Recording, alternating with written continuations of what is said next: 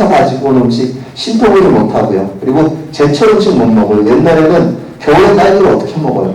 모두 노지젤이에요.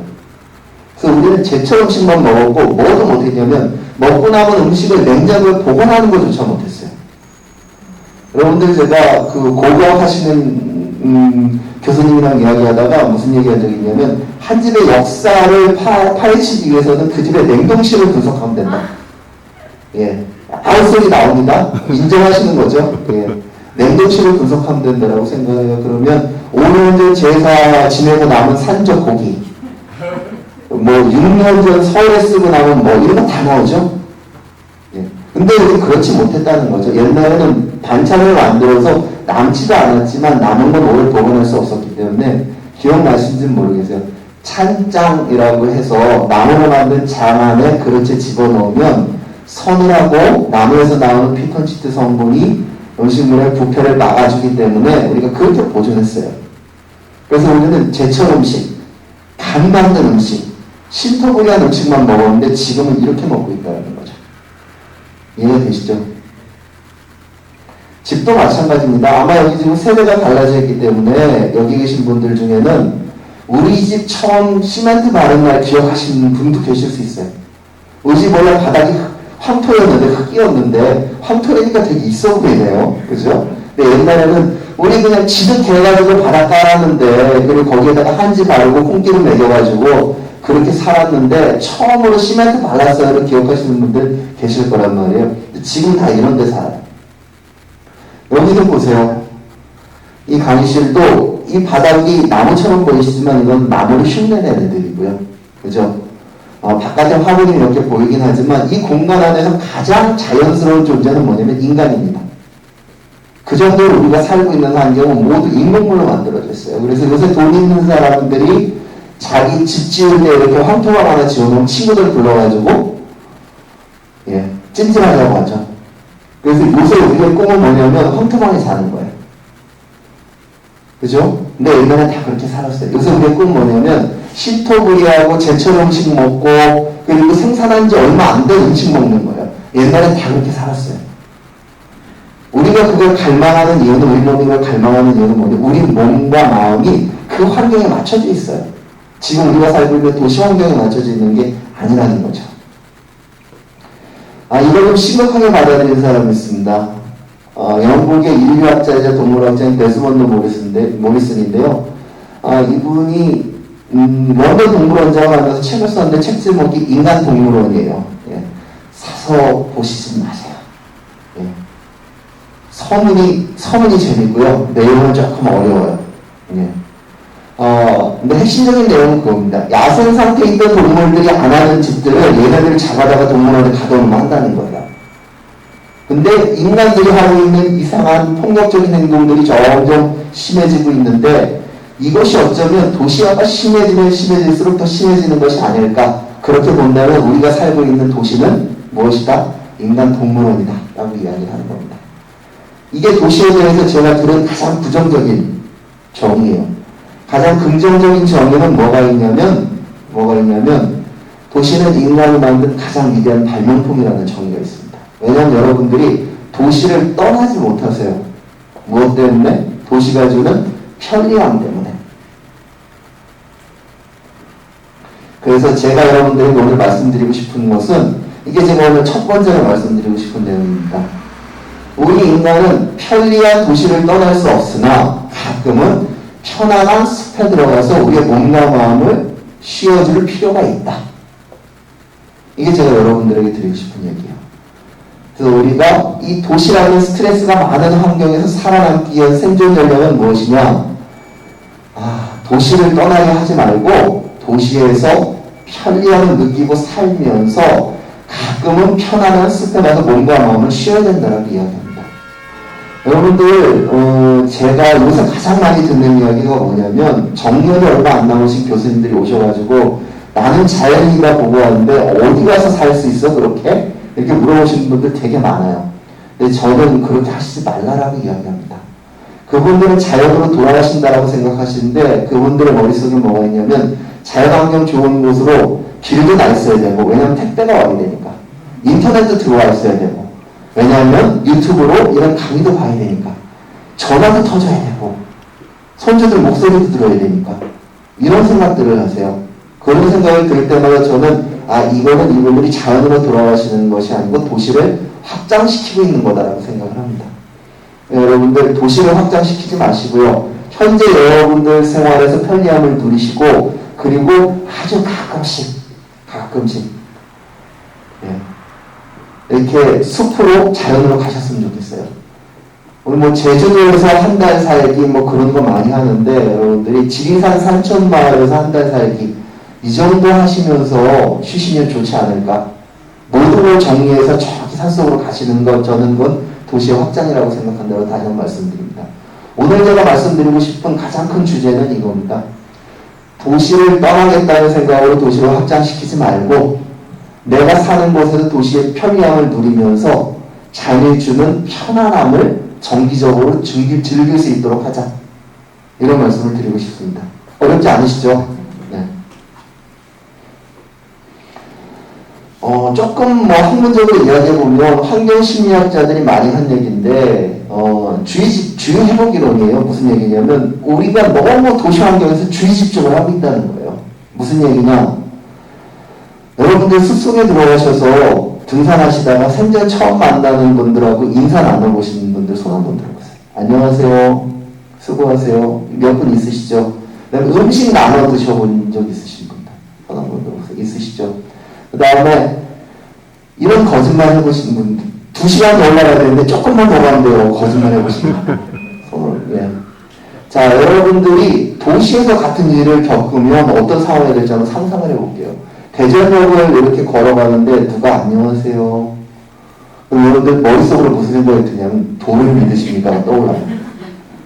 여러분들이 기차나 버스를 탔는데 옆에 앉은 사람이 갑자기 살갑게 하면서 오이 하나 드셔보실래요? 시원한데 여러분 드실 수 있어요?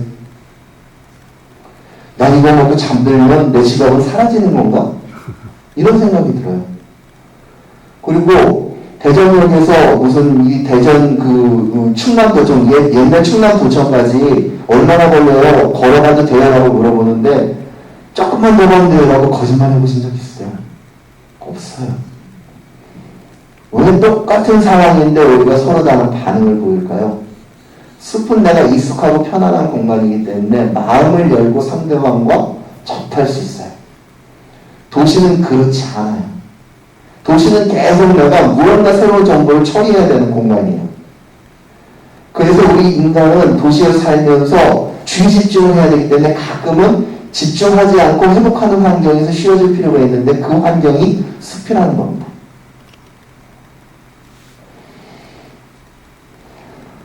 다른 이론으로는 바이오필리아라는 이론이 있어요. 바이오필리아는 생물이라는 의미의 바이오하고 필리아라, 사랑이라는 의미의 필리아인데 이 의견을 말씀하신 분들은 우리나라 사람들이 제일 많이 알고 제일 좋아하는 대학이죠.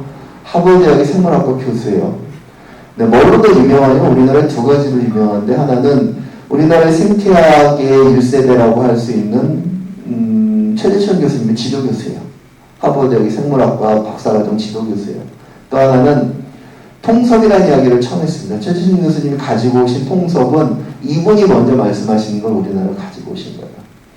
이분이 주로 했던 일은 뭐냐면 사바나 기후의 아프리카에서 개미를 연구하는 일을 계속 하셨어요. 근데 하다 보니까 어떤 생각이 들기 시작했냐면 인간을 비롯한 모든 생물들은 자연이 어떤 혜택을 주는 것을 받고 살고 있다. 그렇기 때문에 자연은 고마워할 것이다 라는 생각을 하기 시작한 거예요. 동물은 인간을 제외한 나머지 생물들은 어떠한 혜택만, 물리적인 혜택만 기억하고 있는데 인간은 그렇지 않고 여기에 심미적, 지적, 인지적, 정치적 안정과 만족을 얻기 위해서도 자연을 좋아할 수밖에 없다라고 이야기하고 있습니다. 어려운 얘기인데 그냥 쉽게 얘기할게요. 물질적 관념의 자원의 공급은 무엇이냐? 저는 식물은 왜 중요해요? 숲은 왜 중요해요? 라고 이야기할 때 딱 한 가지 이야기합니다. 뭐냐면 광합성이에요. 여러분 생물 시간에 다 배우는 광합성이 왜 중요하냐? 식물은 광합성을 통해서 태양의 에너지를 고정해서 두 가지 인간이 꼭 필요한 것을 만들어내는데 첫 번째가 산소예요. 여러분들 산소 없이 몇 분 사실 수 있어요? 예, 보통 3분이라고 이야기합니다. 그럼 우리는 3분의 1번씩 식물에 감사해야 돼요. 또 하나는 식량입니다. 여러분들 생물 시간에 먹이 피라미드는 한 번씩 배워보셨을 거예요. 그죠? 식물이 생산한 것을 초식동물이 먹고 그거를 1차 소비자가 먹고 2차 소비자가 먹고 그리고 가장 위에 있는 인간은 식물부터 1, 2, 3, 4차 소비자까지 다 잡아먹죠. 근데 식물이 사라지는 순간 먹이요소가 깨지면서 인간이 먹을 수 있는 건 아무것도 남아나지 않아요. 그래서 당연한 얘기지만 습과 이 식물이 우리에게 주는 이러한 자원의 공급이라는 물질적인 관념은 기본적으로 있다. 그 다음 심미적, 지적, 인지적은 무엇이냐? 인간이 만든 모든 창조물들, 음악, 미술, 건축 이런 모든 창조물들의 뿌리를 되짚어가면 결국은 뭐가 나오냐면 자연이 나옵니다. 자연의 소리를 모방한 것이 음악이고요. 그리고 자연의 형태를 모방한 것이 건축입니다.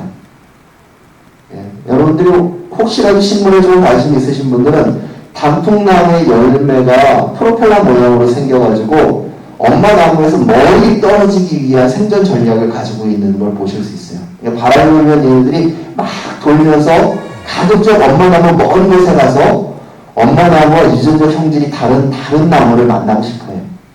그런 전략을 가지고 있는데 그 프로펠러의 모양을 세 개를 붙이면 뭐가 나오냐면 헬리콥터의 날개가 나옵니다. 인간을 만든 대부분의 발명품들은 그런 식으로 자연물의 모방이에요. 도쿄타워가 에펠탑을 모방했다면 에펠탑은 나무를 모방하고 있습니다. 그렇기 때문에 우리 인간은 자연을, 생물을 사랑할 수밖에 없다고 생각하는 겁니다. 이러한 이유로 우리는 숲에 들어가면 편안할 수밖에 없는 거예요. 자, 이제 도시의 관점에서 한번 보죠. 예. 여러분들이 잘 못 느끼고 계실 텐데요. 대전만 해도 어마무시한 도시입니다. 물론 서울과 같이 인구가 1000만이 넘는 메가시티에 준하진 못해요. 하지만 옛날부터 이렇게 지방 분권이 아주 잘 돼서 조금씩 발전해온 유럽의 도시들과 비교해보면 비교할 수 없을 정도로 커다란 도시입니다. 우리가 이 도시에 살면서 더 큰 도시를 꿈꾸고 있지만 편리함 때문에, 그러나 도시가 주는 스트레스는 어마무시하다. 여러분들에게 다시 한번 강조해서 말씀드립니다.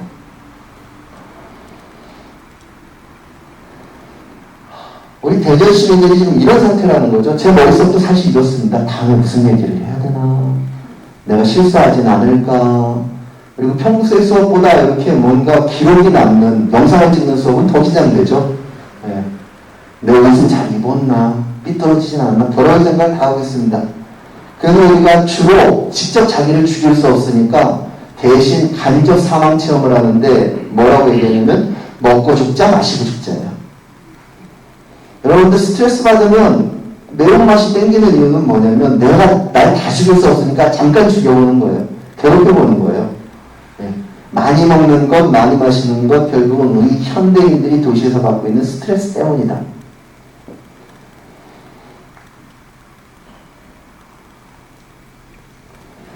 자, 사실은 오늘 두 번째로 제가 하고 싶은 중요한 얘기가 슬라이드로 나왔어요. 보신 적 있으신 분들 있겠지만 이게 일제강점기랑 6.25 전쟁이 끝난 다음에 서울시의 한 지역의 숲입니다. 옛날에 무슨 숲이 다 망가졌다, 민둥산이 됐다 그래서 저는 민둥산이라는 소리만 듣고 어떻게 생각했냐면 군데군데 흙이 좀 보이겠지 라고 생각했어요. 보시는 것처럼 군데군데 나무가 조금 남아있습니다. 우리가 6.25 일제강점기를 거치면서 우리 숲이 이렇게 됐어요. 근데 이런 숲을 우리가 1970년대부터 우리 선배님들의 도움을 받아서 나무를 심기 시작해서 이제는 이런 숲을 만들었습니다. 같은 자리예요. 각도가 다를 뿐이지. 50년 만에 이런 숲을 만들었습니다. 제가 말씀드리고 싶은 건 뭐냐면 안타깝게도 제가 대전이나 유성의 자료는 찾지 못했는데 대전과 유성도 아마 같았을 거라고 생각합니다. 제가 말씀드리고 싶은 건 여러분들 편리함을 위해서 도시에 살면서 가끔은 편안함을 위해서 숲으로 가라라고 했는데 이런 숲이 조성되지 않으면 우리는 갈 곳이 없습니다. 그렇기 때문에 우리가 지금부터 즐길 수 있는 산림복지, 산림치유, 산림휴양, 이 모든 서비스의 근원은 우리가 만들어 놓은 이 숲이다 라고 이야기합니다. 요새 이제 산림과학자들끼리 많이 하는 얘기입니다. 제가 존경하는 학자 중에 한 분이 국민대학교 김경 교수님이 하셨던 이야기인데요.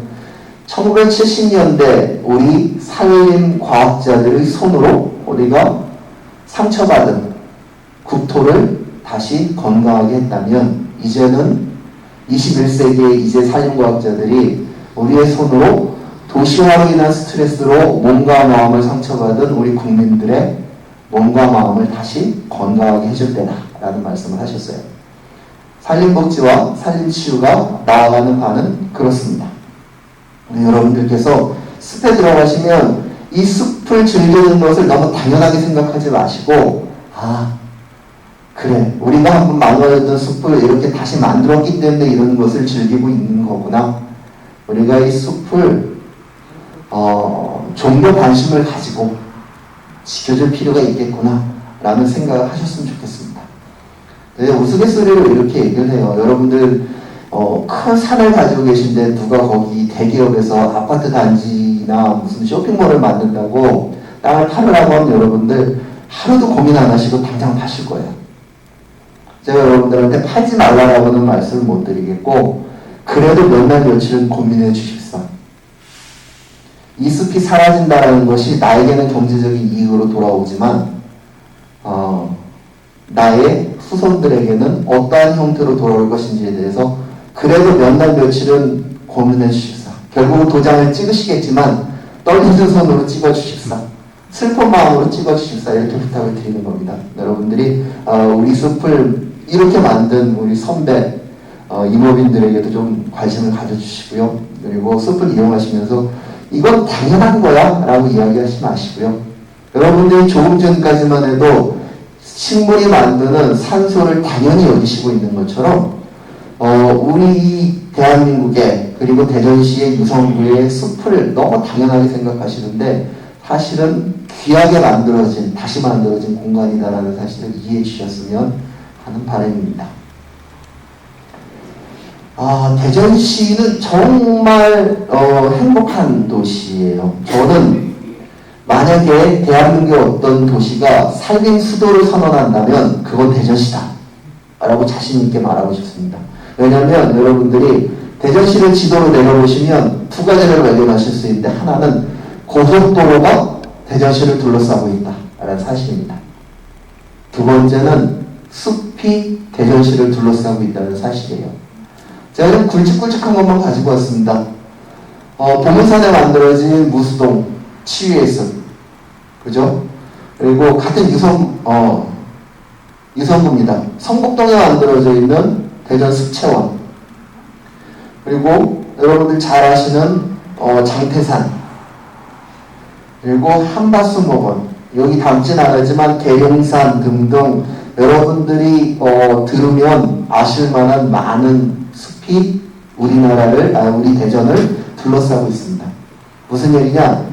여러분들은 조금만 욕심내시면 자동차로 30분 안에 아름다운 숲에 도달하실 수 있는 도시에서 살고 있습니다. 물론 우리 이 산림과학을 전공한 사람들의 꿈은 뭐냐면 과거에는 많은 국민들을 숲으로 데리고 오는 게 일이었지만 지금은 어떻게 숲을 여러분들의 삶으로 가져갈 것인가를 고민을 하고 있습니다. 그렇기 때문에 우리의 목적은 여러분들이 어떤 이동수단을 선택하든 10분 안에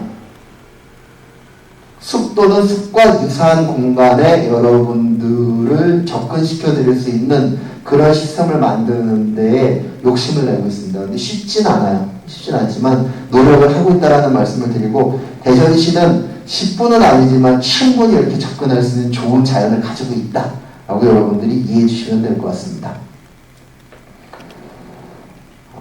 생애주기별 산림복지 서비스에 대해서 좀 이야기를 해보려고 합니다. 산림청은 원래는 뭐 해야 되는 국가기관이냐면, 나무를 키우든 산에서 나무를 키우든 뭐가 됐든, 아니면 산에서 닭을 키우든 산을 가지고 있는 사람들에게 돈을 잘 벌 수 있는 여건을 만들어줘야 되는 경제부처예요. 근데 언제부턴가 국토의 63%라는 숲을 다루고 있기 때문에 국민들에게 서비스를 제공해야 되는 공간으로 자꾸 요구를 받고 있습니다. 그래서 최근에 생애주기별 살림복지 서비스 체계라는 개념을 만들었어요. 여기서 말하는 생애주기는 뭐냐면 요람에서 무덤까지 일생을 생애 몇 단계로 나누는 건데 7단계로 나누는데 보시면 처음에 태어날 때 출생기, 어린 시절의 유아기, 그리고 청소년기, 청년기, 중장년기, 노년기, 그리고 마지막으로 돌아가실 때 회년기. 그래서 말 그대로 요람에서 무덤까지입니다. 각각의 어떤 서비스를 갖추고 있냐고 보시죠. 출생기